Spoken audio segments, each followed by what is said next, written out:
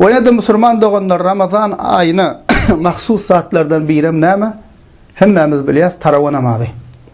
Hawa salatu tarawih diýilýär we ýene de qiyam Ramazan diýilýär.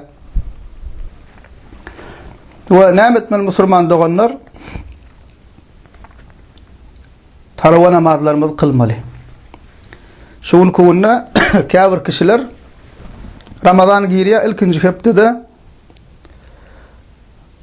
her kim gidýär Tarawa namazyna. Mescitler dolýar.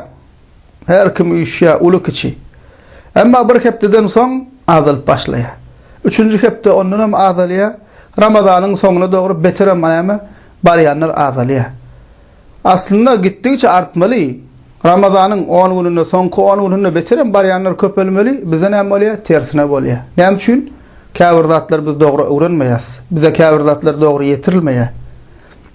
O käbir zatlary ýyly edýäs. Ýyly gitdi menem gideýinip edýäs. Şul bolmaly musulman doganlar. Ramazan aýyna Tarawa namaz kılmaly. O başardığımızdan, güýjümiz ýetenden we 20 rekat mescitde imam bilen bile kılmaly, soňuna çenni kılmaly. O şol uly sogap, güýjü ýetýän ýagdaý bolan elbetde hasta bolsa, başga bir şer'i uzry bolsa, bul aýry görürüm. Emma näme wagty taby hem zat ýerine keypine wara näme hereket edip şuňa alaqqa tarawan taşlap näme etmeli bolmaýan musulmanlar tarawalanmaly kılmaga çalışmaly, gaýrat etmeli. Peygamberimiz sallallahu aleyhi ve sellem'den hadiste haber berilýär. An Abi Hurayra radıyallahu anhu enne Rasulullah sallallahu aleyhi ve sellem qal: "Men qama Ramazana imanan ve ihtisaban gufira lehu ma taqaddama min zanbihi." Rawahul Buhari ve Müslim. Buhari ve Müslim'de geçen hadis Abu Hurayra radıyallahu anhu'dan haber berilýär.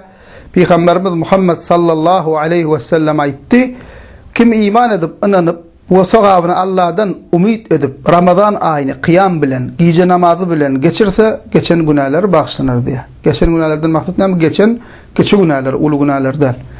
O näme geçen günahları bağışlanır diýip aýdy. Ve imam bilen bile okamaklyk iň sogaplysy. 20 rekat bolsa, şu uzyny okasa bile okamaly, ýa-da salam azajyk sabr etmeli. Ve imamla soňra çenni bile okamaklyk iň sogaplysy. Bu arada hem